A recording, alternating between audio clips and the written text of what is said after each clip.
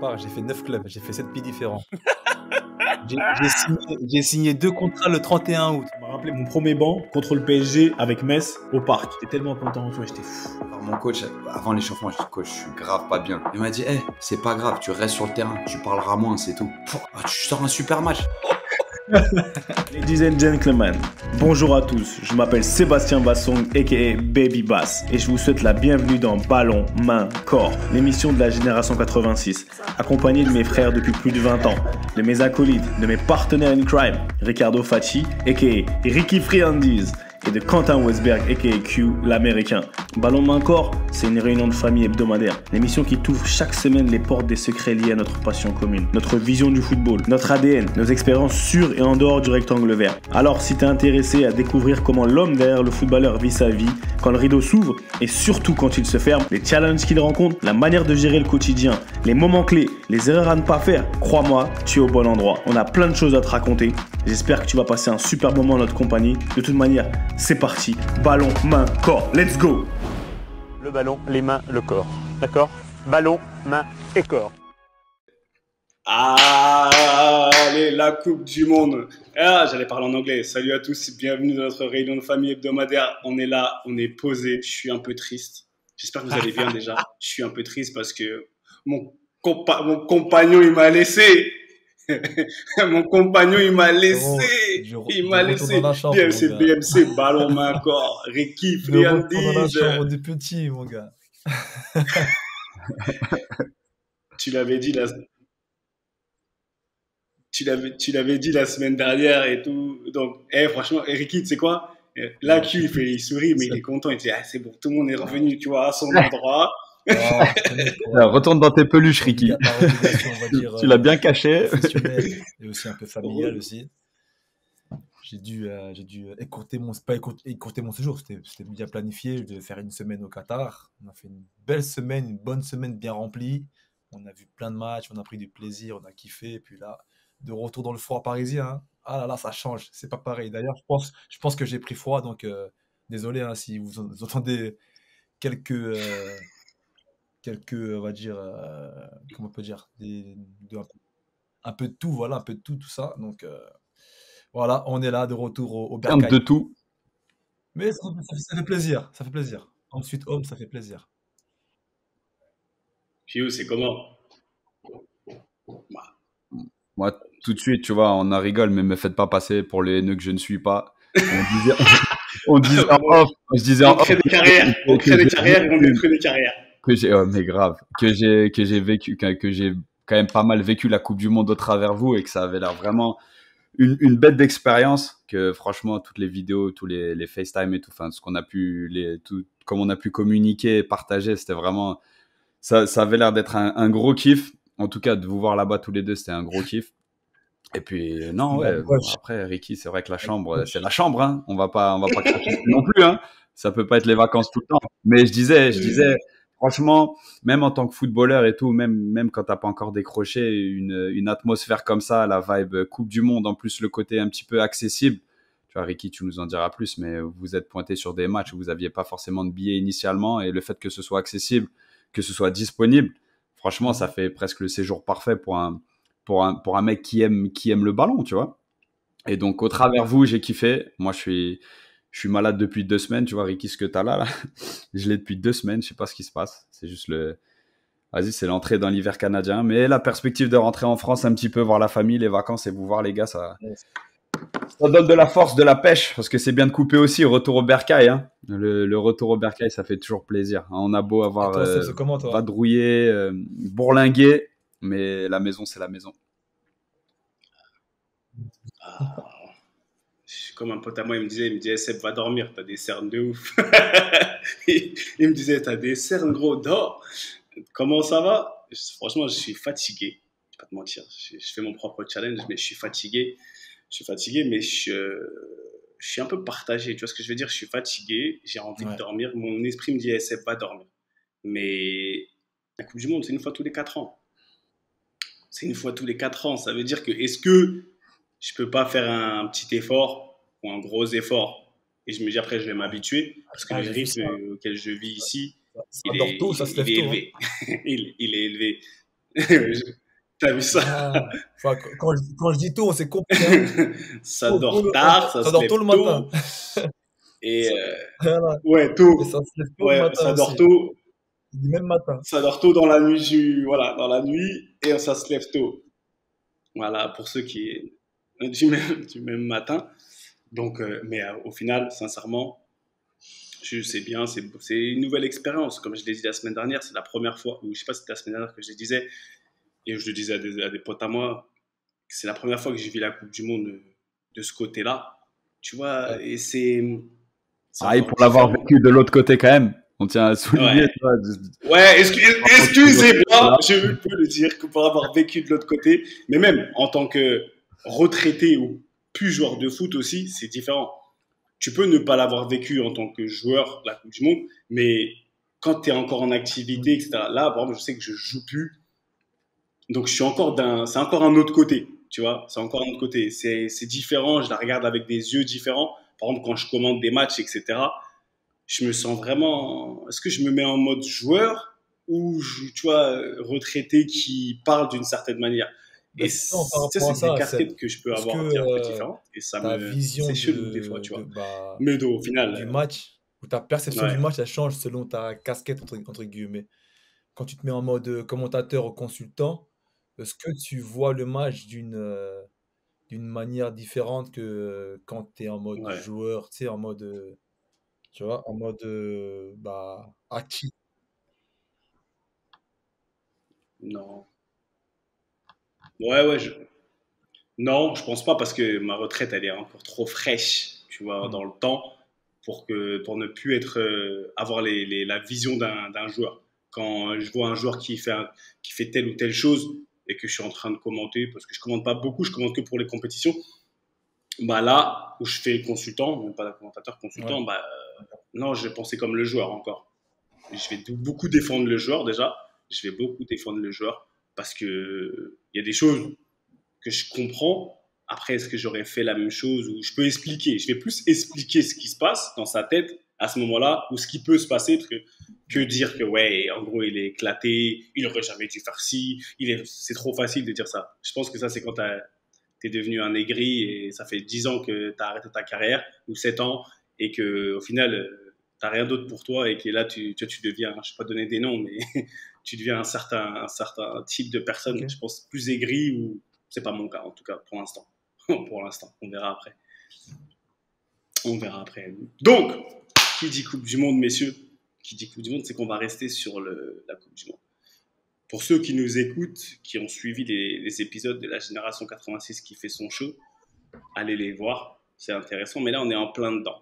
C'est-à-dire qu'on est en plein dans la Coupe du Monde. Et quand je regarde notre beau panel entre Friandise, tout le monde aimerait qui, El Professeur et Monsieur El Chapo, El le dictateur, on va Dictateur. dire ça comme ça. El dictateur. Je te l'accorde, tu vois, parce que c'est un cadeau. Je sais que tu veux le placer depuis et que tu vas le replacer, donc je t'ouvre la voie. Mais quand je nous vois, qu'est-ce que je vois? Et on est en pleine Coupe du Monde, donc je vois trois gars, trois hommes qui sont nés en France, qui ont grandi dans le cursus footballistique français, d'accord? INF Clairefontaine, on le rappelle encore, on le rappellera jamais assez, mais qui au final ont, Non, et pour t'as 2 sur 3, ont porté quand le maillot même. de l'équipe de France. Tu t'as porté? Never. Non, voilà, c'est bien ce que je dis. 2 sur 3 ont porté l'équipe de France et qui au final ont fini avec le maillot des States, du Sénégal et du Cameroun. D'accord? On est en pleine Coupe du Monde et quand j'étais à l'antenne tout à l'heure, Faut... parce Est-ce que que là faut quand même j'étais sur préciser le quand match même, du t'es à Ghana, l'antenne sur une télé anglaise, c'est ça? contre la Corée. Ok. Ouais. Ouais, télé anglaise, BBC, c'est pour ça que vous ne me voyez pas en France. et, euh, et après Cameroun, et d'abord Cameroun contre la Serbie. Mais ce que je veux dire, c'est que là, quand je nous vois tous les trois, c'est la Coupe du Monde, mais je vois beaucoup de, je ne vais pas dire binationaux, c'est pas le problème d'être un binational, tu vois. C'est pas le sujet d'être un binational, mais je veux qu'on parle aujourd'hui parce que je vois beaucoup de, j'ai vu Djikou, j'ai Mhm. vu aujourd'hui Ghana, j'ai vu les frères Williams, tu vois, les frères Williams, tu vois. Et je me rappelle des frères Boateng. Des frères Boateng. Au final, il y en a un qui a joué pareil. Ghana, l'autre Allemagne. Les frères Williams, un Espagne, un Ghana. C'est des frères. Et aujourd'hui, j'ai encore entendu parler de leurs histoires, comment ils sont arrivés, l'histoire de la famille, etc. Maintenant, moi, je voudrais qu'on discute parce que cette Coupe du Monde, on a tous joué des compétitions internationales. Et Ricky, toi, on a joué avec des pays différents aussi. Qu'est-ce qui a fait aujourd'hui que comment vous avez pu basculer? Pourquoi? Comment on a basculé? Et quelle est l'importance de porter du maillot d'un pays, tu vois? Parce que le football en club, c'est une chose. Et aujourd'hui, vu qu'on est à la Coupe du Monde, et j'en vois plein, il y a 4 matchs par jour, donc t'en vois plein des situations comme ça. Mais il y a des fois, il y a certains joueurs dont je peux voir leur performance et je me dis, ils n'ont pas conscience. Ouais. Je sais par exemple, aujourd'hui, il y a eu un problème avec André Onana dans la tanière des Lions, tu vois. Il y a eu André Onana, on peut parler on m'a posé la question à l'antenne et j'ai mon avis là-dessus. Quelle est l'importance? Est-ce qu'il y a de l'individualisme? Pourquoi? Et est-ce que même l'individualisme, ça a sa place dans la sélection nationale? Et voilà, vu que Q, il a joué pour les States, on a tous grandi en France, on a tous, voilà, enfin, Ricky et moi, on a porté les mains de l'équipe de France. Moi, je veux qu'on parle de tout ça et de comment ça peut avoir un impact sur les performances pendant la compétition. D'accord? C'est un débat assez ouvert parce qu'il y a beaucoup de choses dans tout. Il y a de la binationalité, il y a l'importance de la culture par rapport au maillot qu'on va porter. Tu vois, quelle importance on donne au maillot qu'on va porter, pourquoi on y va. Et maintenant, après, voilà, certains exemples. Et je pense qu'avec le temps, avec la discussion, on va arriver à beaucoup de choses très intéressantes que nos auditeurs vont apprécier et vont apprendre à nous découvrir d'une manière peut-être qu'ils ne savaient pas. Donc, messieurs, Ricky, c'est comme quand on était dans le Uber avec celle que j'appelle Tata Paulette, qu'on a dit racontez un truc qu'on ne connaît pas sur vous, tu vois. Et c'est la même chose qu'on va faire aujourd'hui. Donc voilà, messieurs, la parole est à vous. C'est un débat ouvert. Binationalité. On s'entrecoupe, Tu on sais s'en que fout, on parle, ça, let's go, c'est parti. Un des thèmes dans lequel on m'a le plus interviewé dans ma carrière. Oh là là, incroyable. Que ce soit les France Foot, l'équipe, toutes les presses, ce soit même à l'étranger, en Italie, en France, on m'a très très très régulièrement, très souvent interviewé par rapport à la question de la binationalité. Parce que maintenant, forcément, hein, avec la globalisation du monde, hein, du football et du monde de manière plus générale, tout le monde maintenant est tous confrontés à ce genre de choses, le choc des cultures, le choc des nationalités, le choc des pays. Donc forcément, il y a des cas qui poussent partout en Europe, et même le cas des frères Williams, il est exceptionnel. Des Ghanéens qui arrivent en Espagne, en plus au Pays Basque. Je pense que un des endroits les plus identitaires au monde. Il y a et un gros blacos qui arrive chez les Basques. Et en plus, le Pompon, c'est le frère aussi qui est né à Bilbao, qui va jouer pour son pays d'origine, tu vois. Donc, et deux frères, et ils se rencontrent en plus en Coupe du Monde. C'est magnifique. C'est ce qui fait la beauté du football. Donc, binationalité, comme tu as dit, c'est un vaste sujet. C'est un vaste sujet. Pourquoi? Comment? Le feeling, tout ça. Avant toute chose, moi, j'ai envie de te dire, dites-moi si je me trompe tout de suite, c'est vraiment une histoire personnelle, je pense. Chacun a son histoire. Chacun a son mot à dire. Et en fait, chacun a son histoire, chacun a son choix, en fait. Quand on voit les frères Williams, même les frères Boateng, c'est un cas concret. Il peut avoir une multitude de raisons, et je pense que, quoi qu'il arrive, c'est des choix qu'il faut respecter. Il y en a, on pose carte sur table, on est entre nous, même si on va être écouté, mais on est entre nous. Ça peut être des choix de carrière, choix carriériste, tout simplement. Ouais, l'opportunisme, choix financier même, hein, parce que t'inquiète pas, moi j'ai entendu De l'opportunisme, on en ouais. parlera, hein, des sélections qui donnent de l'argent pour que le petit il arrive, tu vois, dans la sélection nommée. Après, c'est des choix du cœur, des choix sportifs. Donc il y a plein d'histoires. Et c'est pour ça, moi, ça m'intéresse toujours de voir des personnes d'origine ou des personnes d'origine différentes jouer justement pour la nationalité sportive qu'il a choisie. C'est vraiment intéressant, j'aime bien connaître leur histoire. Et donc, par exemple, bon, je parle en son nom parce que je le connais assez bien, parce qu'il travaille avec mon petit frère. Tu as parlé justement de lui avant, c'est Alexander Djikou, qui joue avec le Ghana, mais qui est né en France, à Montpellier, Montpellierin, bah de père ghanéen et de mère française, métisse. Le gars, il avait jamais mis un pied au Ghana avant de jouer en sélection, en fait. Et pour lui, c'était un choix du cœur aussi, parce qu'il avait envie de découvrir son pays d'origine. Et un peu comme moi à mon époque, quand je pars jouer avec le Sénégal, c'est qu'il avait envie de donner, en fait. Tu vois, tu sens comme l'envie ou comme une sorte de responsabilité, en fait, de vouloir donner quelque chose à ton pays d'origine. Comme c'est pas, il n'y a pas d'aspect financier ou d'aspect physique, tu sais pas, bah, tu donnes en fait ce que tu as de mieux. Tu donnes ton meilleur outil, en fait. Tu donnes tes meilleures qualités, c'est tes qualités footballistiques, et tu le mets au service de ton pays, en fait, ton pays de sang. Tu vois, et moi, c'est un peu comme ça que je l'ai vécu aussi. Même si j'ai des super Mais, grosses attaches avec la France et aussi avec le football français.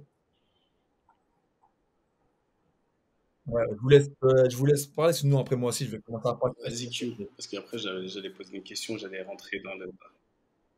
J'allais, Non, non, j'allais- balance ta question, mais au pire. Ouais, en fait, j'allais dire que, parce c'est un truc qu'il a dit, t'as dit, en fait, j'essaie de comprendre et pour que les gens y comprennent, que ça soit un peu logique. Quelqu'un qui n'a pas d'attache du tout avec son pays d'origine, comment la personne, elle peut Quand tu parles vouloir d'attache, donner c'est quelque quoi d'attache? chose D'attache sentimentale, tu parles? à un endroit que tu ne connais pas? C'est comme si tu me dis, tu veux donner.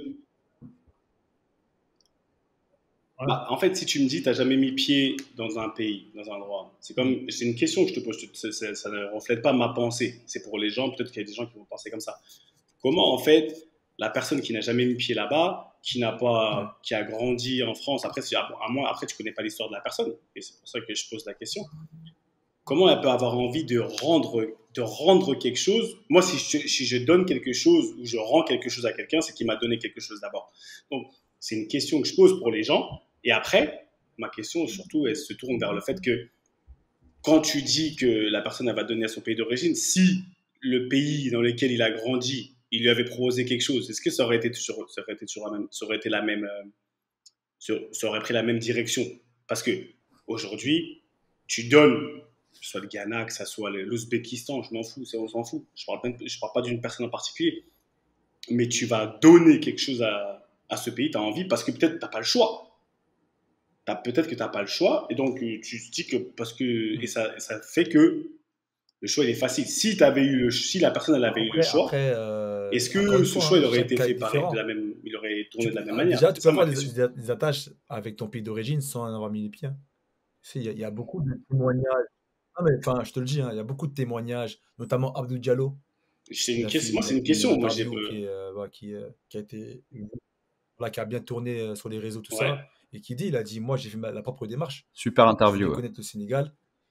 Donc c'est moi-même je suis parti, je me suis renseigné et de fil en aiguille, ça s'est su que j'étais là, que j'étais en recherche un peu de mes racines en fait, de mes repères. Et c'est là qu'il a été contacté par la sélection sénégalaise. Après, est-ce que c'était calculé? Est-ce qu'il s'est dit bon moi je sais que parce que là c'est dont tu parles, c'est est-ce que lui s'est dit bon la France c'est mort donc allez hop on va voir le Ghana ce qui se passe, on va voir le Sénégal ce qui se passe. Chaque cas est différent encore une fois. C'est pour ça moi, je me permettrai jamais de juger ou je me permettrai jamais de dire ce qu'il a fait, c'est pas bien, ce qu'il a fait, c'est un mauvais choix, ce qu'il a fait, c'est néfaste, ce qu'il a fait, c'est mauvais. Parce qu'il y a plein s'il y a plein de binationaux, notamment africains, franco, qui sont nés en France mais qui sont d'origine africaine, qui au début refusaient la sélection de leur pays en Afrique en disant ouais moi l'équipe de France, équipe de France, mais après quelques mois plus tard, ils sont allés en tournée, ils ont compris que c'était fini, donc un peu par défaut partaient avec la sélection africaine. Ça s'est vu, c'est un constat malheureusement qu'il faut aussi dire. Mais Mhm. tu peux pas blâmer parce que c'est propre à chacun ça en fait. Et moi, je pense que malgré tout, même si c'est vrai, c'est critiquable, il faut quand même respecter les choix de chacun. Et pour revenir au cas de Djikou, parce que c'est un cas que je connais un peu, non, il avait. Déjà, je pense pas qu'il aurait pu, sans le faire offense, c'est un super défenseur, moi, je trouve qu'il est super. Voilà, il a su, il vient Aspirer à l'équipe de France. de Bastia, Format Bastia, il a fait une belle carrière en Ligue 1, tout ça. Après, il était très, très loin du niveau équipe de France, du niveau international français, parce que les joueurs qui sont en équipe de France étaient fusés. Donc, je pense qu'il le savait depuis très, très longtemps. Mais je pense justement, ce qui est bien, je pense dans sa démarche, c'est qu'il a pris le temps de la réflexion, il a pris le temps de mûrir, de savoir si ça pouvait aussi lui correspondre, hein, parce qu'il y a beaucoup de personnes qui vont en sélection, dans des sélections d'origine, pas seulement africaines, mais qui ont des mauvaises expériences de ces sélections-là, qui pensent bien faire, mais après ils disent ouais, je suis parti, mais vas-y, Bourbier, vas-y, c'était pas bien. Et donc, il a pris le temps, voilà, de la réflexion, voilà, de mûrir un peu sa pensée, tout ça, son envie. Et ça s'est concrétisé il y a quelques années. Et maintenant, il est très, très content du résultat. Mais moi, j'en connais des tonnes, hein, des joueurs, hein, je peux t'en citer plein. Donc, moi, je pense que c'est bien. C'est une belle chose. Et même si tu n'as pas d'attache, même si tu n'as jamais mis les pieds dans le pays, même si tu parles même pas la langue. Maintenant, au Sénégal, il y a même des joueurs qui jouent au Sénégal, ils parlent même pas ni français ni Wolof. Mais là, ils ont une attache. Ouais, bah, il y a le jeune Ouais, Jacob, ils là, parlent quoi, latéral les gauche, mecs? ouais, pas mal du tout, hein. Ouais, ils font le Pas langage des mal du signes ou tout. Tu quoi? vois, il vient d'Allemagne, et bah, il vient d'Allemagne. Jacob, là, Ouais, C'est un Jacob. Allemand? à gauche. Keita Balde, qui est né, il me semble, en Espagne. Non, en Espagne, mais qui a joué longtemps en Italie, mais c'est un Espagnol à la base. Il est formé à la Masia, lui. Italien. Et Italien. du coup, ben, pareil, il arrive au bled espagnol, le Ah, mec. Et c'est ça, en fait, c'est ça, mais pas forcément des attaches fortes avec ton pays au niveau physique, mais si ça peut te faire fleurir quelque chose en toi, moi, je trouve ça magnifique, moi.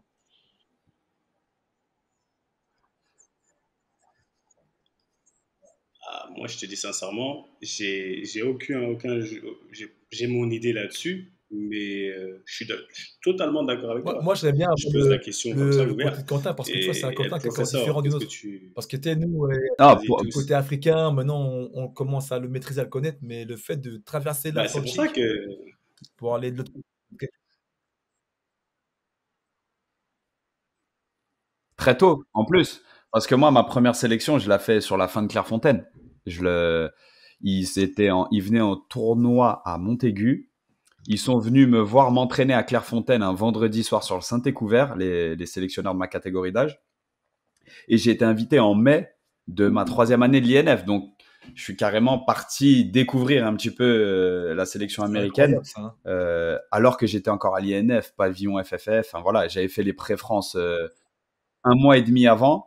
Donc, c'était encore un cas particulier. Mais dans mon cas, moi, c'était purement et simplement, dès le début, une sorte de développement personnel. C'est-à-dire que moi, en grandissant tous les étés, j'allais aux États-Unis dans la famille de mon père, euh, découvrir une culture complètement différente, un mode de vie complètement différent et des valeurs complètement différentes. Et toute ma vie, et c'est là où, que ce soit Alexandre Djikou, que ce soit vous les gars, toute notre vie en grandissant dans la culture qui est la nôtre en France, c'est que toute ma vie, on m'a dit que j'étais américain. C'est-à-dire que en y allant, comme on t'a dit Seb, que t'étais camerounais, comme on t'a dit Ricky, que t'étais sénégalais, cavardien, vietnamien, Ouais. non, mais tu vois, toute notre vie, on nous a dit enfin, on nous a parlé de notre double culture, si ce n'est pas plus. Et en fait, toute ma vie, on m'a dit, t'es différent, toi. On m'a dit, toi, ça se voit que t'es américain. Et ben, en fait, peut-être, mais je le savais pas. Et quand cette opportunité s'est présentée, je me suis dit, je vais aller voir si vraiment je suis américain. Tu vois, je vais aller voir. Je vais aller voir si, quand je suis aux États-Unis, je suis comme tout le monde. Et tu sais quoi, je suis arrivé aux États-Unis, ils m'ont dit, toi, t'es différent. Et t'es pas comme les Européens qu'on connaît et tout. T'es encore un stade encore différent. Tu vois ce que je veux dire? Et c'est cette différence, en fait, c'est pas que j'ai cultivé, mais que la sélection américaine m'a permis d'avoir, c'était, ouais, dans la rigueur, dans le travail, dans l'effort, je me rapprochais énormément des Américains du point de vue français. Mais du point de vue américain, dans la créativité, dans l'intellectualisation du foot, dans tout le côté tactique, tout le côté, tu sais, Le football, c'est une religion, le football, c'est une raison d'être. Tu vois, notre côté Français. INF aussi, un peu lobotomisé, jeu, football, tu sais, solution tactique, bref. Et, et c'était un tel plaisir, en fait, dès mon premier entraînement là-bas, de ressentir la même différence là-bas que je ressentais un petit peu en France aussi, que ça a été un équilibre pour moi, tout trouver dès le début, tu vois. Et ça a été un truc qui m'a énormément amené, qui m'a énormément apporté, surtout en grandissant, parce que moi, j'ai plafonné, j'ai été jusqu'aux espoirs, mais j'ai jamais été en sélection A. Mais dans mon développement, j'ai fait une Coupe du Monde moins de 17 ans, j'ai fait une Coupe du Monde moins de 20 ans, on jouait contre des oppositions géniales. J'ai voyagé en Corée, j'ai voyagé au Guatemala, j'ai été dans des endroits incroyables grâce à la sélection. Et dans mon développement en tant que footballeur et en tant qu'homme, ça a été franchement la meilleure décision que j'ai pu prendre. Et le truc, c'est qu'à 3, ça se passait tellement bien d'entrée, que le cas de figure s'est présenté. Mon directeur de centre, dans la première année où je suis à 3, il me dit, les sélectionneurs de l'équipe nationale des moins de 16 ans en France, ou moins de 17 ans, peu importe notre... en fait, il voudrait te voir en sélection et tout. Je lui dis quoi? Concrètement, hein, il m'a convoqué dans son bureau, il m'a dit, je lui dis quoi? Et je lui ai dit, coach, merci, dis-lui, oublie. Tu vois, enfin, c'était le directeur du centre, coach des 18 ans.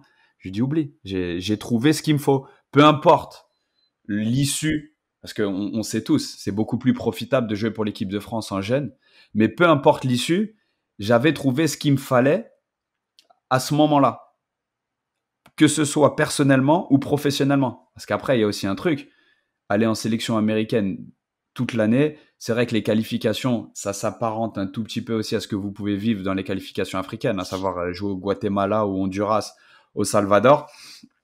C'est un peu pareil que de jouer au Ghana, au Libéria, ou voilà, à des degrés un petit peu différents, mais dans l'ensemble, ça y ressemble. Mais il y a quand même une structure et il y avait la découverte. Moi, quand j'allais en rassemblement, j'allais à Los Angeles ou à Fort Lauderdale, à Miami. Tu vois, c'était des trucs. Ah on est d'accord. Donc, ça a été un truc C'est où... pas Mbankomo, le centre technique du Cameroun. on s'est bien trouvé. On s'est bien trouvé. Et d'entrée, ça a été une décision purement personnelle. Et grâce à ça, j'ai vu ce que c'était d'être américain. J'ai vu ce que c'était que de passer beaucoup de temps aux États-Unis. Et j'ai surtout côtoyé des athlètes américains avec les bons et les mauvais côtés. Attention, hein. Ça me conforte encore plus dans, je pense, une nationalité qui nous est propre à tous les trois. C'est qu'avant toute chose, je pense qu'on est parisien et produit de l'INF Clairefontaine avant toute chose. Dans le football, dans la vie, dans les valeurs, je suis parisien, pur produit de l'INF Clairefontaine avant toute autre chose. Sincèrement, hein, c'est un truc où, peu importe où on va... Je suis parisien camerounais. Je disais aux gens que, moi je suis parisien camerounais. Je dis, moi c'est Paname. Je ne sais pas si je suis français. Ce que tu l'as dit, c'est vraiment que j'oublie, parce que c'est super intéressant. Parisien. Cette discussion avec le directeur de Troyes. Parce que moi, pour ma part, c'était un peu le même cas de figure quand j'étais en train de réfléchir par rapport à la sélection. Bon, moi, comme vous le savez, il y avait Doudou, il y a mon grand frère qui était déjà en sélection. Lui, là, il était depuis 2012. En plus, le comble du truc, c'est que c'est Guy Stéphane, qui était à l'époque coach du Sénégal, qui a appelé mon frère en premier. Il était jeune, il avait 22-23 ans à l'époque, il était à l'OM.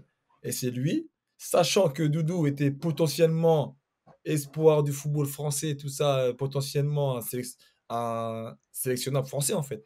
Mais c'est lui qui est aujourd'hui un des plus grands éducateurs du football français, Guy Stéphane. Très connu, tout ça. Et c'est lui qui a contacté mon frère pour aller au Sénégal. Donc c'est moi.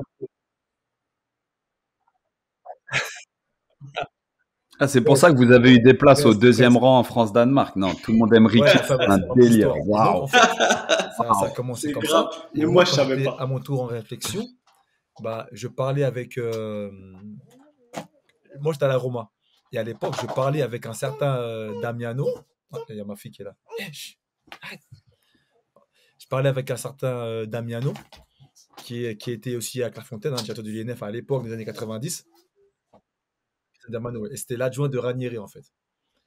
Et Christian Damiano. Écoutez, coach, voilà, je veux faire part d'une chose. Il y a la sélection sénégalaise qui m'a contacté.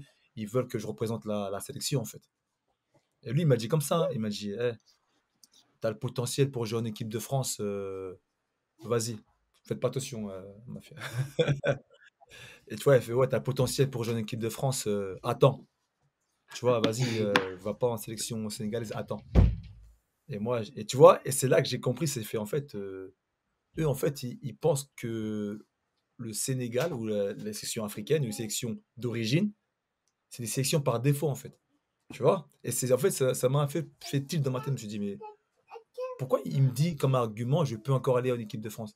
Moi, c'est pas ça que je voulais savoir de lui, c'est savoir ce qu'il en pensait par rapport à mon raisonnement, par rapport, tu sais, par rapport à mes origines, par rapport à, voilà, où est-ce que, quel pays je peux représenter. Mais lui, en fait, il a parlé en notion de talent, en fait, en notion de potentiel.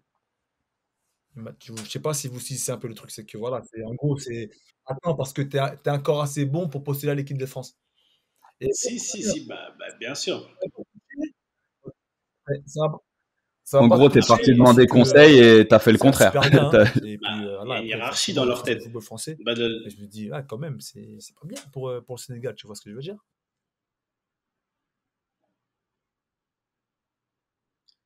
bah, c'est clair qu'il est dans leur tête, et ça, on le vit. Moi, je l'ai vécu fatigué.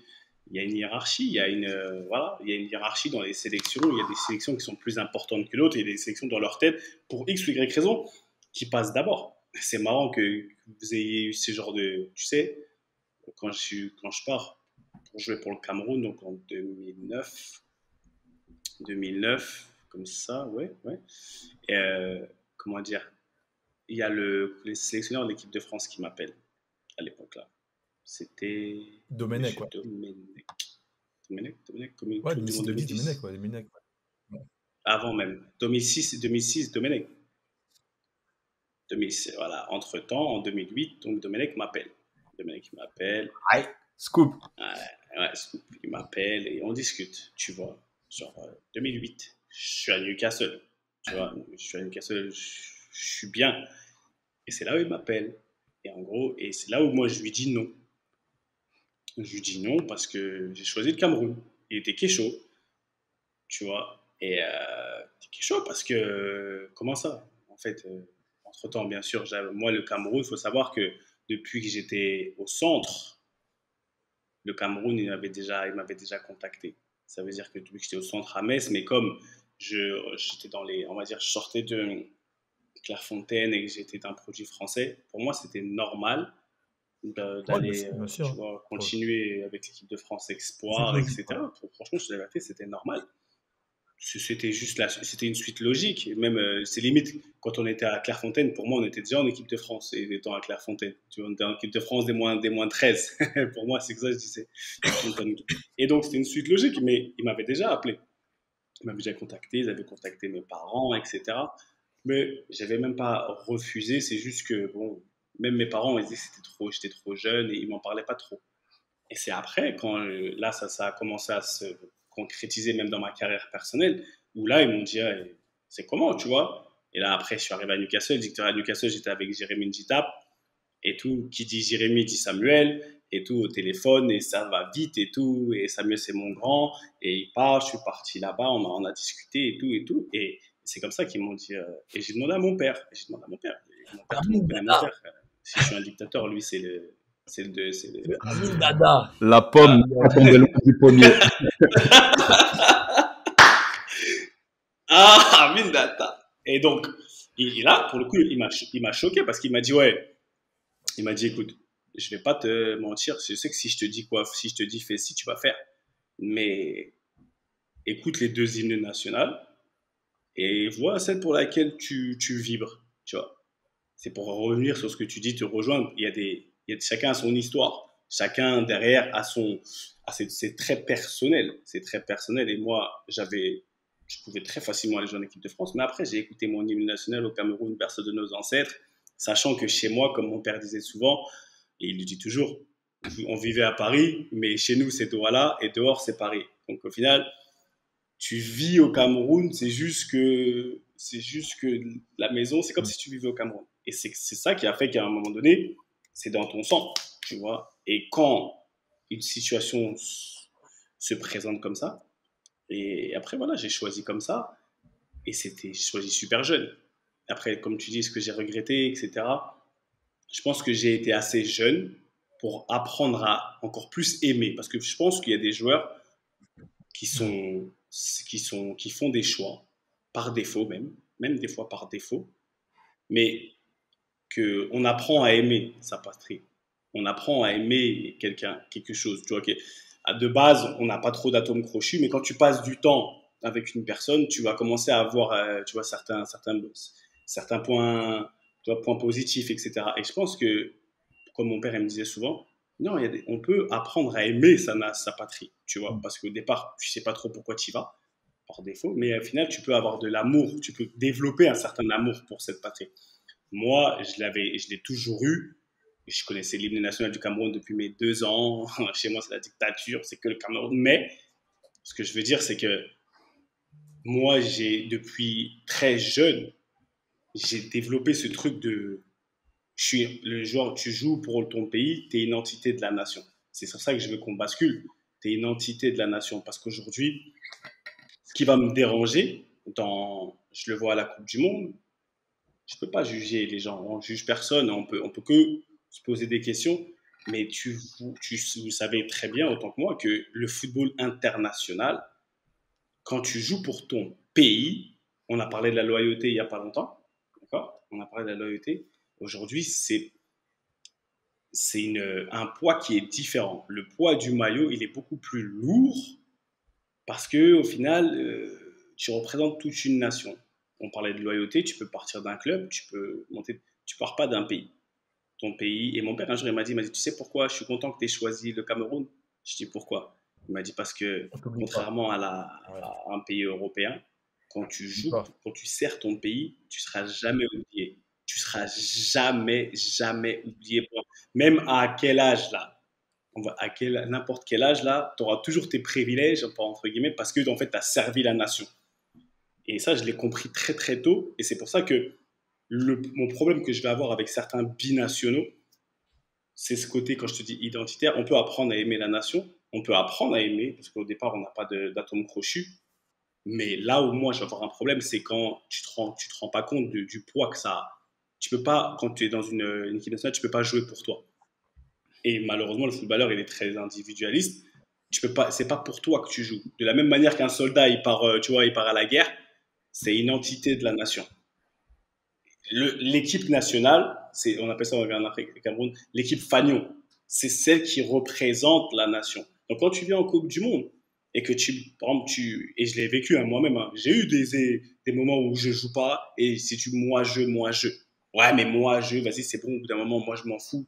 Et tout ça, on m'a toujours très vite remis les idées en place. En disant, on s'en fout de qui tu es. En fait, ce qui est important, c'est le vert, rouge, jaune. Toi, en tant que personne, j'ai l'impression que dans t'es remplaçable. Ce qui compte, c'est la nation d'abord, avant la personne. Et là, c'est qu'il y a beaucoup de laisser-passer, si je peux dire ainsi, de faire valoir à des gens qui ont des statuts, qui font que parce que leur nom pèse plus que d'autres, donc ils sont davantage sélectionnés ou ils ont davantage de passe-droit. Ils jouent plus souvent, tout ça, tu vois ce que je veux dire. Et d'ailleurs, c'est intéressant parce que là, on est en plein tourbillon médiatique là, chez vous là, avec Onana. Je pense que c'est un peu le cas. Et là, je pense qu'il a dû goûter. Après, attention, moi, je sais pas tout ce qui s'est passé. Comme tout le monde, j'ai pris les gros titres. Mais du coup, il a dû goûter parce que je pense que voilà, maintenant, c'est devenu une grosse tête de la sélection. Et à mon avis, il y a peut-être une chose qui a pas dû lui plaire et ça a dû clasher là, chez vous, là, dans la tanière, là.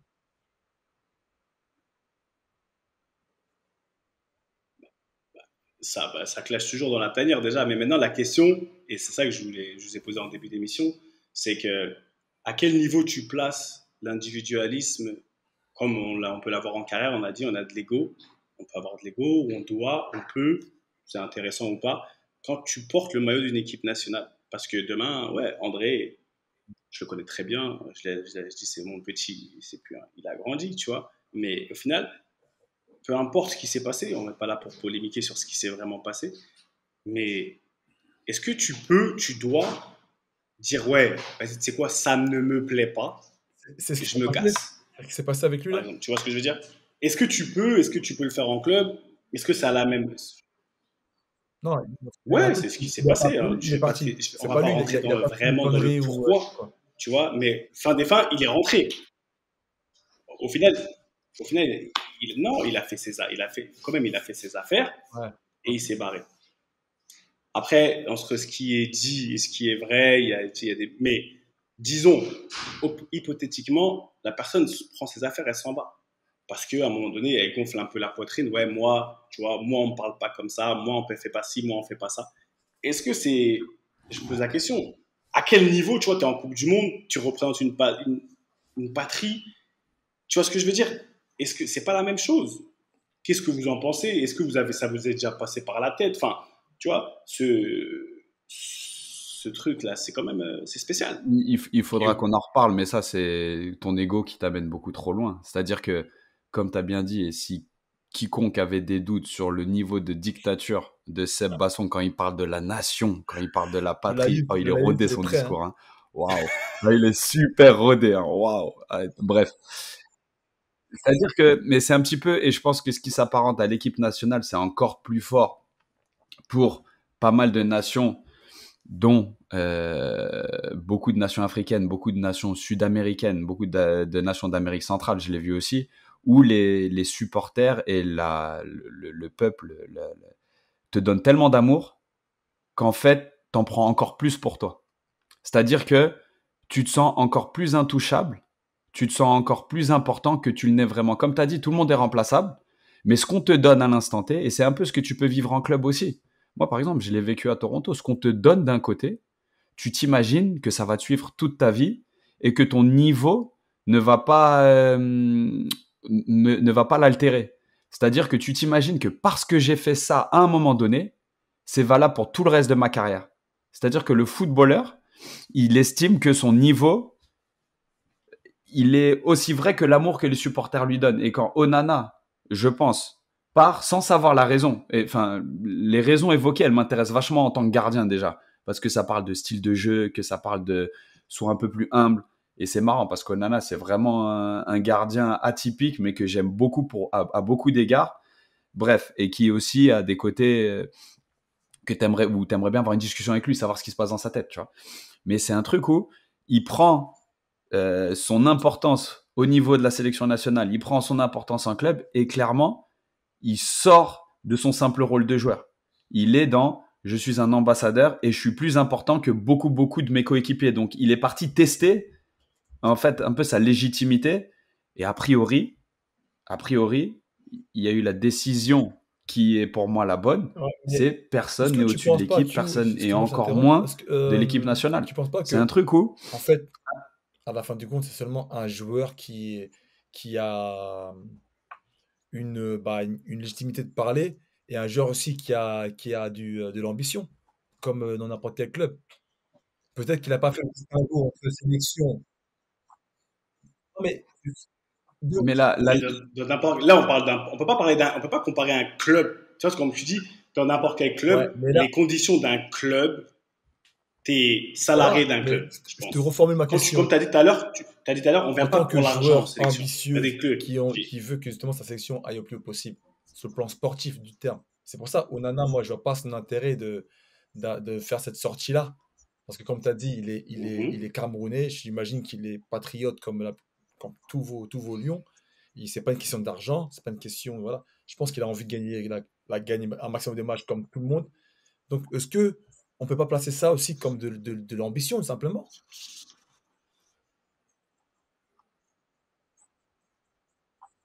Eh, 100%. Sauf que ta légitimité, ton ambition, elle est valable, je l'entends tous les jours. Mais après, il y a un timing pour en parler. Et entre deux matchs de poule, c'est mauvais timing. Après une défaite, c'est le mauvais timing.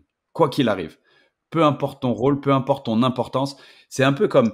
Attends, et en plus, Seb, si je me trompe pas, il y a souvent eu des problèmes de primes de match qui étaient discutés jusqu'au dernier moment avant le premier match. Mais c'est comme si tu adressais un problème en pleine compétition. Ça, à un moment donné, la compétition commence, les ajustements, ils se sont faits au compte-gouttes et les ajustements d'ensemble, vas-y, il n'y a plus la place pour l'individu. Ça y est, maintenant, on est en mode compétition, on est en mode équipe. Tu comprends? Il y a la sélection qui tombe. Pour moi, hein, là, je te parle de mon avis, mais pour moi, mon avis, il est tranché là-dessus. C'est-à-dire que tu peux être ambitieux, tu peux être la locomotive de l'équipe, tu peux être la personne la plus crédible de l'équipe. À un moment donné, il faut savoir aussi suivre, il faut savoir rester à sa place, surtout quand la compétition a commencé. Tu comprends? Il y a un truc où, si tu as envie d'adresser un problème, c'est une chose. Ouais. Si on te donne pas la réponse que tu souhaites entendre et que tu pars, c'en est une autre. Tu vois le délire? C'est un truc où, là, tu t'appropries Otage. l'équipe nationale, quelque part. Et tu retiens tout le monde otage. Et quelque part, le mec, en otage. Et quelque part, le mec, c'est un footballeur. À ton avis, là, qu'est-ce qui lui fait se sentir bien? C'est quand il reçoit un texto d'un coéquipier ou d'un proche qui lui dit « Je suis avec toi, mon gars » ou « Je comprends pourquoi tu as fait ça ». Tu vois, les gens qui vont le conforter dans ce qu'il a fait. Alors que fin de Confirmation Club, là? le Confirmation Club, les cheerleaders, les courtisans, comme on dit en français, c'est un truc. Girls, là. Les pom-pom girls, c'est un truc. Ok, ce texto sur le moment. Quoi qu'il arrive, il a tort. C'est-à-dire que là, il s'est retiré lui-même d'une Coupe du Monde. C'est-à-dire que il y a des moments pour tout. Il y a des moments pour tout, mais mettre sa personne avant l'équipe en plein milieu de la compétition. Après, j'espère me tromper. Ça se trouve, la cause qu'il défend, elle est noble incroyablement. Mais si même comme ça. Mais même comme ça. Même comme ça. Je le valide pas. Même si ta cause, elle est noble. Parce que moi, j'entends, et on est tous des êtres humains, on a tous des émotions, etc. On a tous nos pensées différentes. C'est là où je veux vraiment faire la différence. Quand tu pars en équipe nationale, tu représentes un peu, voilà, ce que j'ai dit, je ne vais pas le répéter. Ta cause, elle est noble, mais ta cause, elle est individuelle. D'accord? Ça veut dire que quand tu viens en équipe nationale, je pars du principe, quelle que soit l'équipe nationale, j'entends beaucoup de Français, ils disent que la France, ceci, enfin, ça dépend encore une fois, comme il a dit Q, des pays, parce que les pays dont on parle, nous, c'est des pays du tiers-monde, déjà. C'est des pays du tiers-monde. Qui dit pays du tiers-monde dit que la liasse populaire est différente, dit que la place du football est différente. Quand on part jouer dans un pays du tiers-monde, c'est parce que c'est un pays du tiers-monde, par exemple le Cameroun, il faut savoir que les codes, la culture, elle est différente. Donc, il a dit, tout l'amour qu'on va recevoir, c'est la même chose que la haine qu'on peut recevoir. C'est la définition même du supporter. On t'aime comme on te déteste parce que le football, là, c'est limite l'une des seules choses que le peuple peut s'approprier et peut partager. On peut partager la même chose. Donc, déjà, il faut savoir que quand on part dans certains pays, c'est pas la même chose. Maintenant, je dis, même si ta cause, elle est noble, à quel moment comment on peut faire, à quel moment, moi, je l'ai vécu, à quel moment tu dois te dire, écoute, c'est quoi? En fait, je suis rien. Comparé à la mère patrie, tu vois, à la mère patrie. Donc, je suis là, tu sais, tellement c'est là chez nous, dès que le ministre des Sports, il venait nous voir la veille des matchs ou 2 jours avant le match, à chaque fois qu'il rentrait dans la salle, on se lève, tu connais le protocole en Afrique et tout, tu vois, il y a mon excellence, etc., etc. Mais on se lève et on entame l'hymne national, frère. On entame l'hymne national. Et de la manière dont tu nous parlais, bien sûr, les Camerounais, nous, on est beaucoup dans le protocole et tu vois, mais c'est pour faire comprendre que la nation avant tout. Certes, je peux entendre, et Samuel, pour te dire, Samuel, il me le disait souvent. Des fois, j'allais le voir dans sa chambre, je disais, hey, grand, comment ça, je joue pas? Je dis comme ça, comment ça, je joue pas? C'est tel. Je lui dis, comment ça, je joue pas? Il me disait, petit, assieds-toi. Assieds-toi, viens écouter, viens apprendre. Rigo, pareil, assieds-toi, écoute. J'avais mes ressentis personnels. Au final, tu es dans ta carrière, tu es dans ton truc. Mais cette force d'écouter et de dire qu'écoute, c'est quoi? Il y a plus grand que toi, il faut que le Cameroun gagne. Tu vois, c'est le Cameroun qui gagne, comme on dit toujours, c'est le Cameroun qui gagne. Et ça, je l'ai compris. Pourquoi je l'ai compris? Parce que depuis jeune, j'ai eu le temps de m'imprégner de tout un... J'ai grandi comme ça et j'ai eu le temps de m'imprégner de ok, je suis en Afrique, c'est le Cameroun qui gagne. Seb, au final, c'est mon ego, tout ça. Et il me disait, assieds-toi, tais-toi. Il me dit, sois content qu'on gagne, fais le maximum. Et c'est pour ça que moi, je vais avoir un problème avec entre guillemets, ces choix par défaut, des gens qui veulent pas apprendre, qui veulent venir imposer. Ouais, mais non, c'est pas comme ça, t'as vu, c'est pas normal. C'est pas normal que ça soit comme ci. C'est pas normal que ça soit comme ça. c'est pas normal. T'as vu, moi, je veux pas, moi, j'ai besoin de telle chose, j'ai besoin de telle chose. Frérot, frérot, c'est plus gros que toi. Et c'est pour ça que même ce qu'il a dit, ce que André, et encore une fois, je remets les choses dans le contexte, André Onana, on parle de ça sans vraiment savoir exactement ce qui s'est passé. Si on se fie à ce qui est écrit, il s'est barré, etc., etc., il a pris ses affaires. Bon, moi, j'ai envie de te dire, j'accepte pas. J'accepte pas. J'accepte pas parce que la nation avant tout, tu vois. Maintenant, dites-moi un peu, je sais pas, tu vois les frères Williams, je sais pas, je pense toujours à eux, Iñaki, tout ça, les deux frères. Comment t'arrives en grandissant dans la même maison? C'est une vraie question. Comment t'arrives à un qui va jouer pour l'Espagne et l'autre pour le Ghana? Je sais que qui t'a dit c'est personnel, etc. Mais juste, on spécule un petit peu. Et parlez-moi du poids du maillot pour vous, du poids quand vous avez joué, qu'est-ce que ça vous faisait, pourquoi? Parce qu'aujourd'hui, je vois beaucoup de joueurs en Coupe du Monde, c'est le mondial, qui pleurent Cristiano, il pleure quand il chante l'hymne national. Tu vois Lewandowski quand il a marqué son but, il fallait voir son visage. Tu vois Léo Messi quand il marque. Ouais. Tu vois jamais Léo Messi célébrer comme ça quand il est en équipe d'Argentine. Il est vraiment intéressant parce que. Tu vois ce que je veux dire? Donc, lui, il postulait vraiment pour une place en équipe d'Espagne, lui. Hein. Il a fait toutes les sélections de jeunes jusqu'en espoir. Il a même été appelé en équipe A. Il a failli faire, je crois, l'Euro 2016 ou le dernier Euro, je ne sais plus. Il était dans la pré-liste, après il n'a pas été sélectionné. Et tout récemment, il a choisi de représenter le Ghana. Moi, ce que je pense, c'est que il a fait tout simplement le pour et le contre, et il s'est rendu compte que tout ce que tu as dit précédemment, il s'est dit, au Ghana, je ne serai pas oublié. Au Ghana, je ne serai pas un de plus, en fait. Je serai vraiment, tu vois, un parmi eux, et je serai, tu vois, quelqu'un de important. En fait, je pense qu'il a besoin, en fait, de cette gratitude, et j'imagine qu'il avait aussi besoin d'un sentiment, tu vois, il avait besoin de connaître, en fait, sa vraie identité. Moi, c'est comme ça que je le vois, de l'extérieur. Après, quand c'est le cas du petit frère, le petit frère, il a pu avoir on va dire, un mindset différent. Il s'est sûrement dit, voilà, moi, je me sens espagnol malgré tout, j'ai envie de représenter l'Espagne. L'Espagne qui m'a donné à manger, je suis né en Espagne, même si, voilà, j'étais racine guinéenne, mais moi, je me sens plus espagnol. C'est pour ça, là, c'est vraiment des cas de figure, c'est propre à chacun. Et pour un peu digresser légèrement, les frères Boateng, on le sait, on sait tous que Prince qui est parti avec le Ghana, c'était un choix carriériste de fou. Le gars, parce qu'il a vu que la section allemande, c'était mort pour lui, contrairement à son frère, qui était déjà taulier en défense, son petit frère. Lui, il a vu que c'était gâté, donc il est parti avec le Ghana. Il a fait une Coupe du Monde. Après, il a dit, j'arrête la sélection. Après, juste après la Coupe du Monde, l'autre Coupe du Monde, je crois, c'est 2014 ou 2018, il s'est dit, bon, vas-y, c'est bon, je suis disponible. Ouais, t'es appelé. Et après, là, t'as vu, même pour la dernière Coupe du Monde, il a voulu forcer encore. Il y avait les playoffs. Le Ghana était en balotage défavorable. Il avait un petit tweet. Hey, just in case, I'm available. Au premier degré. Voilà, surtout l'humour. Donc, lui, tu peux voir que c'est un choix purement carriériste. Donc, c'est bien d'avoir ces deux familles-là.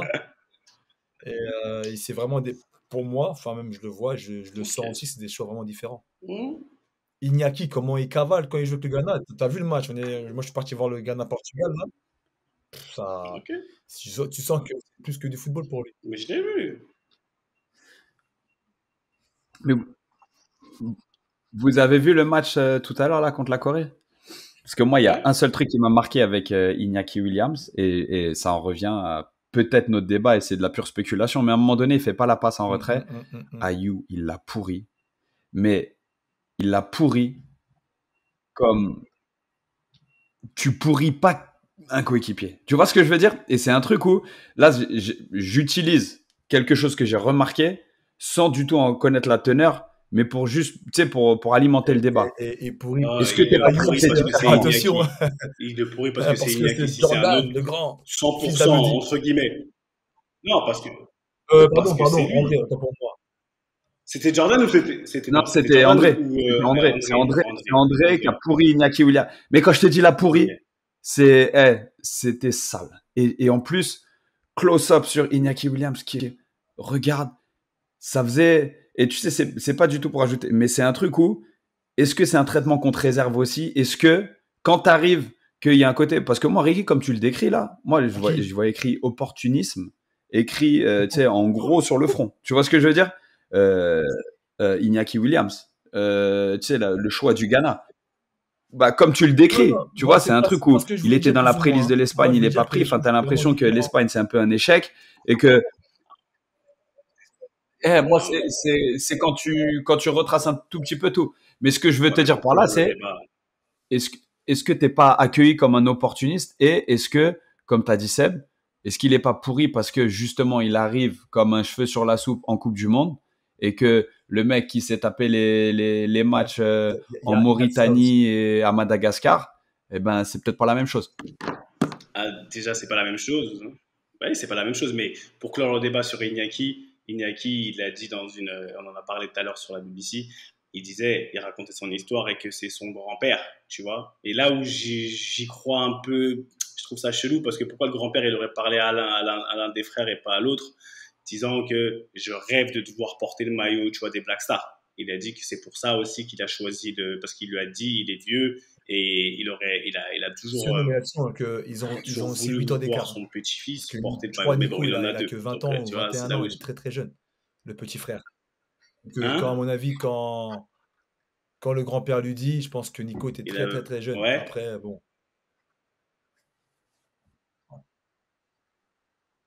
il est très jeune. Ouais, bon, en tout cas, c'est ça l'histoire. Tu vois, l'histoire d'Iñaki.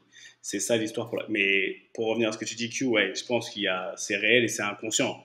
Tu te fais beaucoup plus facilement mettre à l'amende si c'est, je sais pas moi, n'importe quel autre joueur qui a fait des sélections ou qui même, je sais pas, que eux, certains peuvent considérer comme 100%, entre guillemets, un anti 100% ghanéen. Ouais, tu vas lui créer dessus, mais Mm. il va pouvoir te répondre, en fait. Inaki peut pas répondre. Dans l'absolu, il peut pas répondre parce qu'il n'y a pas cette légitimité. Donc, mais le poids du maillot, moi je lui dis, dites-moi le poids du maillot, vous l'avez ressenti comment? Parce Moi, que, personnellement, on j'ai va se le dire, vécu ça se trouve, des fois comme pour quelque vous chose de c'était normal. léger, Moi, c'est pas c'est autant comme le ça. poids du maillot que j'ai ressenti, une pression particulière, c'est surtout de la fierté en fait. Après, moi, c'était pas comme toi, c'est parce que moi, j'ai commencé par des matchs amicaux tranquillement, donc j'ai eu le temps un peu de me familiariser. Moi, c'était plus une découverte qu'une mise en pression en fait. Même si je connaissais le Sénégal, tout ça, mais découvrir la sélection, surtout en plus à un moment où on commence à avoir beaucoup de binationaux, avec Dembaba, Moussa Sow, il y avait Issiar qui était là aussi. Donc il y avait pas mal, ça commençait à venir. Donc ça va, il n'y avait pas une pression particulière, même si bien Ah sûr il ouais. fallait les résultats, il fallait se qualifier pour les CAN, tout ça, Coupe du Monde 2014 à l'époque. Mais bon, après moi aussi, j'ai pas non plus beaucoup joué, hein. J'ai seulement fait une demi-douzaine de sélections. J'ai joué seulement un an, 18 mois en sélection. J'ai pas joué longtemps. Donc je ne pourrais pas te faire un vrai débriefing de la sélection, mais moi, je peux de mon humble expérience, pas de pression particulière, vraiment, surtout une fierté. Mais par contre, c'est vrai que quand tu joues à domicile, c'est quelque chose. Quand tu joues à la maison, c'est une saveur c'est même pas palpable, c'est trop fort. C'est vraiment fort.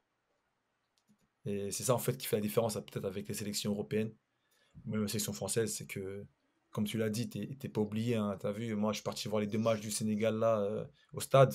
Ah, je peux te dire, les mecs, ils m'ont reconnu. Même moi, j'étais surpris. J'ai fait, mais, wesh, ma dernière sélection, c'était en 2012, les gars, c'était à 10 ans. Et les gars, ils sont venus comme si j'étais. Après, bon, ils me connaissent parce que, voilà, ouais, j'étais contorisé ici comme never. J'étais bien, C'est non, les mais j'étais beau contours, Ricky, gosse. c'est les Mais contours. après, voilà, moi, je suis issu Oh, on va dire, un peu de la il était génération propre, aussi le. Oh non. des Kouyaté, des Sadio Mané, la belle génération du Sénégal. Donc, quand on parle en général, quand on parle de la génération Mané, des fois, mon nom, il traîne un peu, tu vois, dessus. Donc, les gens me reconnaissent assez facilement. Mais ça fait plaisir. Et toi, Q? Moi, c'était dans la pure continuité, mais après, avec le temps, je me demande si c'était pas un ressenti perso, plus qu'un ressenti collectif. Mais moi, c'était une armure.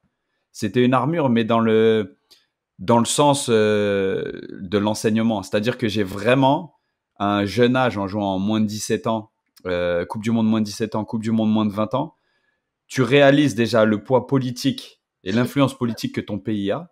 Parce que quand tu fais les qualifications au Guatemala, que la première consigne, c'est vous n'avez pas le droit d'aller dans le hall de l'hôtel tout seul. Tu es au 12 et 13e étage, les deux étages sont réservés pour toi, tu n'as pas le droit de descendre. Et que le seul moment où tu sors, hormis pour aller à l'entraînement ou au match, c'est la balade d'avant-match. Et tu as un officier de sécurité qui est en liaison directe avec l'ambassade américaine à Guatemala City. Et tu fais littéralement le tour du bloc, tu sais, le tour de l'hôtel, en fait, dans le parking. C'est là où tu réalises un tout petit peu déjà le poids politique, tu sais, le poids culturel. Et donc ça, tu le découvres en tant que cadeau, tu vois. Et ça, c'est un truc, en fait, il faut le vivre aussi. C'est-à-dire qu'en tant qu'homme, tu dis, non, mais attends, ce que je dis, ce que je fais, surtout quand tu es exposé, ça n'a pas la même portée déjà quand tu portes ce maillot, d'une part. Et de deux, c'est comment je vais pouvoir donner une meilleure image de tout ça. Parce que moi, il y a énormément de choses que la sélection m'a apportées. Et il y a énormément de choses que la sélection m'a appris sur les États-Unis que je valide pas du tout. Tu vois? Et c'est un côté, pour l'amener aujourd'hui, encore en MLS maintenant, il y a l'hymne national avant les matchs. Et tu sais, après le confinement et surtout tous les faits politiques internes, la mort de George Floyd, le nombre d'athlètes qui ont commencé à mettre un genou par terre, à plus mettre la main sur le cœur, tu vois, c'est des choses où, même au sein même du pays, la pression, elle est constante sur ta position politique. Donc ça a été un truc où, en tant que groupe et dans le côté, on a peur de personne parce que nous aussi, quelque part, on était une petite nation de foot. Tu sais, on était une nation où tu as toujours des athlètes, tu es toujours prêt. On a fait des super performances en tant que groupe. On a toujours été, la force, c'était le groupe. C'est ce qui m'a énormément appris. C'est cette expression-là. Et tu sais, jusqu'au moment où j'ai eu un peu de maturité, comment je me suis embrouillé avec la terre entière pour ça. Même les coachs, c'est quoi ce contrôle américain? Limite, tu voulais me brancher, tu disais ça. Donc, il y avait un côté, tu vois, tu apprends énormément sur le côté football, sur le côté groupe avant tout, parce qu'il y a un côté, tu sais, le don de soi, c'est pas un mythe.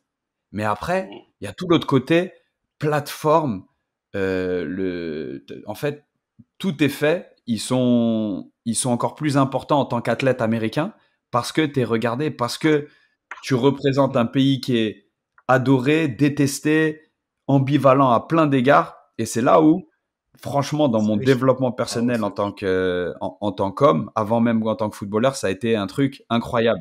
Il y a eu des moments où j'ai été hyper fier d'être américain et il y a eu des moments où j'ai eu honte.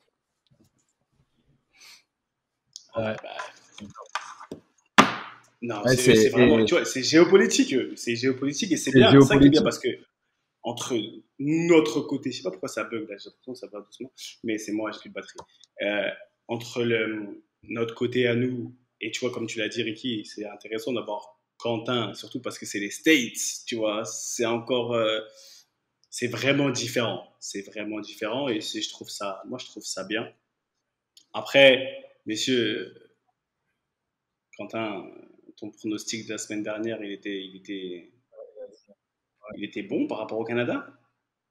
Il était bon, mon pote. Je t'ai dit que je les voyais pas gagner un match. Ouais, c'est vrai, il était bon. J'avais peur qu'ils aient joué le mondial avant et que pour moi, ils ont joué le mondial avant et parce que s'il y a vraiment une équipe que je supportais avec, tu sais, il y a trop de joueurs que je connais dans cette équipe et des amis, des gens à qui je souhaite vraiment énormément de bonnes choses. Mais c'est dans la préparation. Ensuite, en tant que personne purement détachée, il y avait un côté, j'ai l'impression qu'ils avaient tout joué avant et j'ai l'impression que ce qui faisait leur force, et quelque part, l'issue du match contre la Belgique, je pense que c'était encore plus quelque chose qui allait les tirer vers le bas, dans le sens où ils sont sortis en tant que beaux perdants. Tu sais, on a tenu tête. Et le coach qui arrive et qui dit F Croatia, parce que je sais pas si ça a eu une portée de votre côté importante, mais en fait, il a dit F Croatia. En fait, ça y est. Tu sais, c'est un peu quand t'es un peu jeune et que tu t'excites en conférence de presse où ouais, t'as sorti un gros en Coupe de France et tu dis ouais, mais si on les bat eux pour pas aller au bout, ça sert à rien. Tu sais, des trucs stupides. quoi. Clairement, ça a été, ça venait du cœur. C'est ça. Et c'est un truc où, ben en fait, je pense que ça fait partie de leur apprentissage et qu'ils ont encore plus là, ils prennent le Maroc depuis le début, ils prennent le Maroc comme l'équipe la plus faible. Alors maintenant, les résultats, tout d'un coup, ils commencent à réaliser que ah ouais, non, il y a Hakimi, Mazraoui, ah ouais, Bayern, ah ouais, PSG, ah en fait, Roma 16, il joue en première ligue depuis X années. Ah, pas mal. Aguerd, ah ouais, c'est un phénomène en fait. Ah, Ziyech, ah ok. El Nesri, ah Séville, non. Et tu sais, ils commencent à réaliser tout juste ce que nous, en tant qu'Européens et encore plus en tant que francophones avec la communauté marocaine qu'on connaît particulièrement bien, on dit mais en fait vous êtes des grands malades de sous-estimer une nation comme le Maroc, tu vois. Et c'est un truc où d'un côté tu leur veux énormément de bien et de l'autre côté ça fait partie de l'apprentissage. Pour une nation comme le Canada et même les États-Unis, c'est un peu pareil. Tu vois là ils vont affronter l'Iran. J'ai hâte de voir le rendu. Tu vois ce que je veux dire? J'ai hâte de voir le rendu. Parce que oh là là, j'ai vu un mème, qu'est-ce que j'ai rigolé. J'ai vu genre parce que tu vois c'est l'arbitre espagnol tu sais l'espagnol un peu, je ne connais pas son nom mais l'arbitre un peu fou qui coach qui arbitre tous les classicos là, qui met des cartons à tout va, qui est super expressif tout ça là, l'arbitre espagnol qui est fou. Enfin bref, c'est lui qui a arbitré Qatar Sénégal d'ailleurs. Il a fait aucun cadeau aux Qataris. Bref, et c'est lui qui arbitre le match Sénégal-Iran. États-Unis-Iran. Et sur Twitter, j'ai vu un mème. c'est écrit genre cet arbitre-là qui met un carton rouge aux Iraniens. Genre effet domino, effet domino, effet domino. Après, le dernier domino, c'est quoi? C'est bombe atomique sur Washington. Ce match, il peut tout déclencher, frère.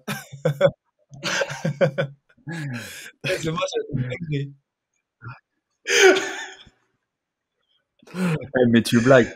Mais vous suivez la portée, et ça c'est un sujet aussi qu'il faudra aborder parce que je pense qu'il faut qu'on tranche dans ces genres de sujets. Mais la portée géopolitique, il y a les amis que j'ai rencontrés via Ricky, bien sûr, de géopolitique sur Twitter là, qui sont vraiment super intéressants. Et géopolitique FC, ils sont hyper intéressants. Mais ce que je veux dire par là, c'est la portée, les conférences de presse, les questions qui ont été posées et aux joueurs américains et à Carlos Queiroz. Ah, c'est chaud. C'est là où tu réalises que le sport, enfin le football surtout son politique de malade. En fait, tu vois les Allemands faire ça. Après il y a une réponse derrière, ils montrent la pancarte de Ozil. Ouais, Ozil, vous l'avez empêché de parler par rapport aux Ouïghours en Chine, mais là maintenant vu que c'est nous, vous faites ça. Et après les Iraniens qui sont interdits d'entrer au stade parce que tout ce qui se passe en Iran aussi. Ah non, laisse tomber. Ouais.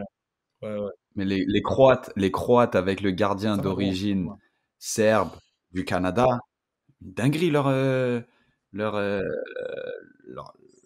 pancarte. Enfin bref. Ah ouais, moi je suis vraiment à l'ouest dans les réseaux. Moi, putain, heureusement que vous m'apprenez des trucs, hein, franchement. Non, mais c'est bien de s'informer. Non, mais c'est important. C'est important. Bon, les mecs, on dit quoi pour cette semaine? Ça, on attend quoi? C'est comment le foot, les balles foot? J'ai juste vu que Chartres n'arrive pas à marquer sans Ricky, sans leur défenseur central qui met des têtes dans la lucarne.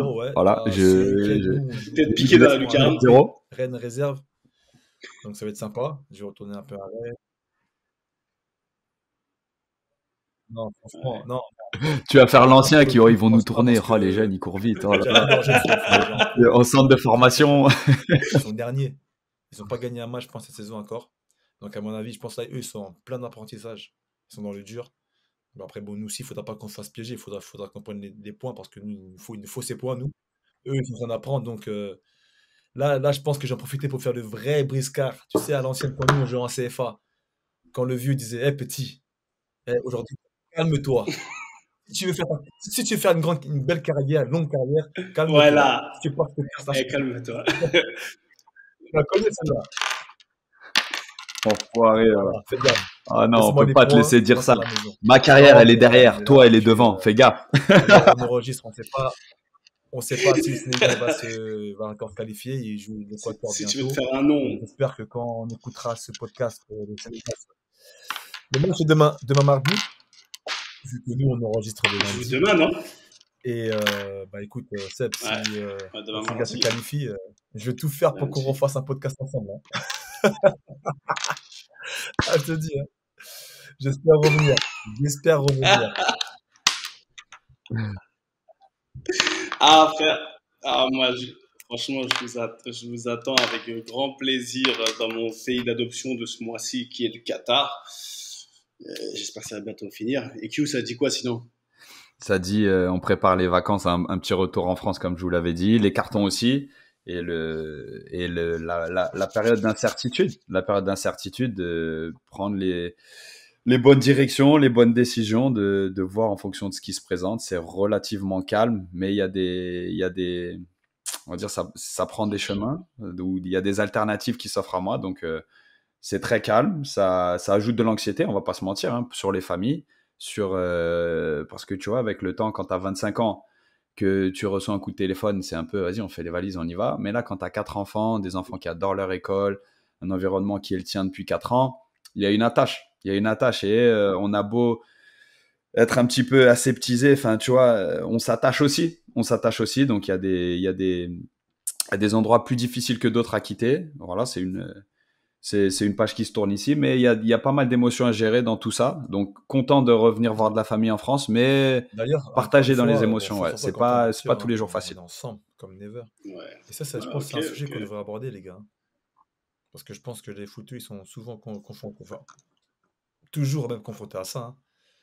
Les choix de carrière, un environnement. Je pense que Mais bon, on est là pour longtemps. On est là pour longtemps. On est en train on s'inscrit dans la durée. Donc, écris-le sur ton cahier, sur tes notes dans le téléphone. Tu vas dans notes, t'écris sujet et comme ça, tu vois, à mon moment, on le met dans la queue parce qu'on a une queue, on a une liste. Et Mais c'est même à vous tous important. qui nous écoutez, en plus, moi, j'ai eu des interactions assez sympas avec pas mal d'auditeurs c'est vrai que les gens vivent le truc. Et si vous avez des sujets, il y a aussi, tu sais, nous, on a une certaine perspective, mais les vôtres sont intéressantes. Donc, n'hésitez pas à partager dans les commentaires, voilà, allez voir, principalement même, vous pouvez aller voir Ricky parce que c'est notre homme réseaux sociaux. Mais nous aussi, avec Seb, on s'efforce tu vois, de donner de la force. Mais c'est vrai que, tu vois, et pour synthétiser un tout petit peu tout ça, en fait, je réalise que nos choix de sélection et nos motivations, c'est peut-être les mêmes qui nous poussent à faire ce podcast, le partage, tu sais, le développement, la transmission. En fait, c'est des choses où ce podcast, il aurait peut-être été encore plus intéressant s'il y en avait l'un d'entre nous qui disait, frérot, sincèrement, ce qu'ils m'ont proposé comme oseille, je pouvais pas refuser, mais on n'a pas ce profil-là. J'allais en parler à un moment donné dans la truc, parce qu'il ne faut pas se mentir, quand on parle, il y a des thunes. Moi, j'ai gagné beaucoup d'argent avec la sélection du Cameroun. Moi, je veux dire un truc. Il ne faut pas te Moi, je mentir. veux dire un truc. Non, oui, Mais voilà. pourquoi vous me mentez? Il y a de l'argent, mais moi. On croit qu'il n'y a pas d'argent là-bas. On gagne beaucoup d'argent. Moi, mon argent, là, il quittait pas Dakar. Hein. Dès que ça arrivait, là, ça restait là-bas. La prime est restée là-bas, frère. Non, mais attends. Attends, Seb, t'as fait des contrôles, t'as fait les douanes avec des billets dans le slip et tout. Je t'ai jamais dit que mon argent, il arrivait. Je t'ai jamais dit que mon argent, il arrivait en Europe. Je t'ai jamais dit ça. Je t'ai jamais dit qu'il arrivait en Europe. En tout cas, faut avoir ton compte dans ton pays, tout ça. Mais dans tous les cas, tu gagnes beaucoup d'argent. Après, ce que t'en fais, si t'es fort pour arriver jusqu'en Europe avec une bonne partie, c'est franchement, je sais pas, c'est que t'es super fort. C'est que t'es super fort.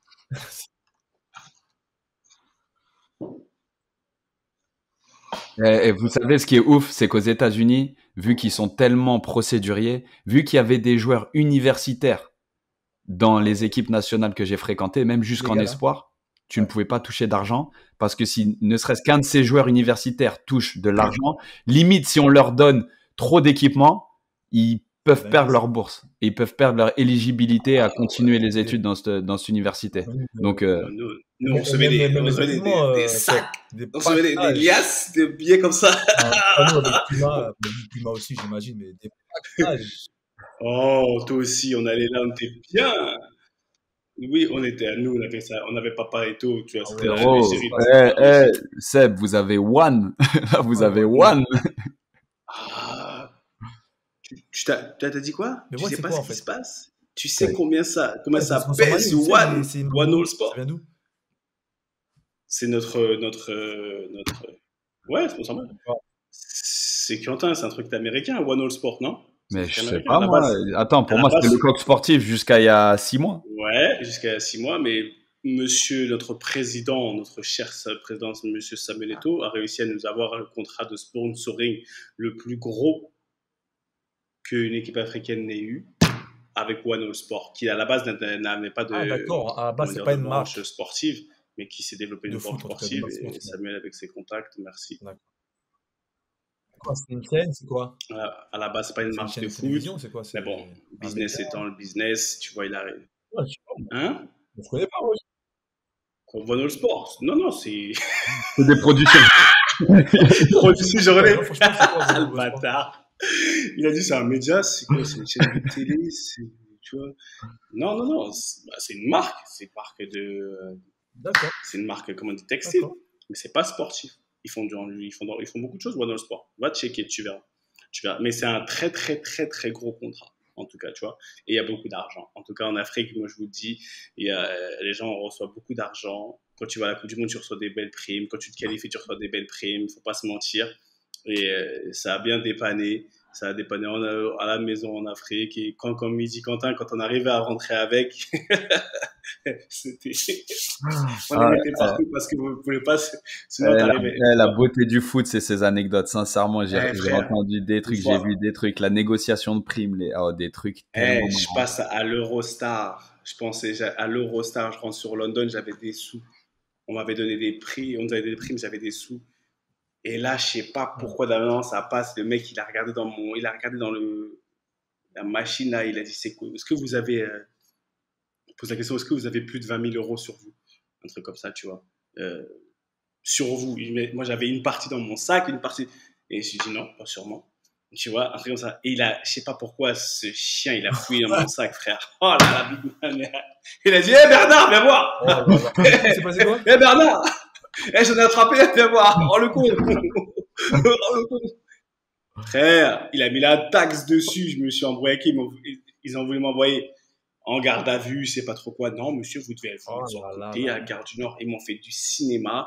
Ils m'ont mis une amende dessus. Frère, j'ai dit, mais tu crois que c'est toi qui vas voir la... Il m'a dit, Bernard. Je lui ai dit, Oh, mais c'est Nanar. limite, c'est limite, ça. Eh, Nanar. C'est Il a limite. pas tout tiré ou quoi? Trop de choses, là. Ah, c'est Nana, limite, là. ah bah viens voir. C'est sûr. C'est limite de quoi, c'est vrai? C'était... Cliché des douaniers, mon gars, quel cliché. Attends, en tout cas, Nanar,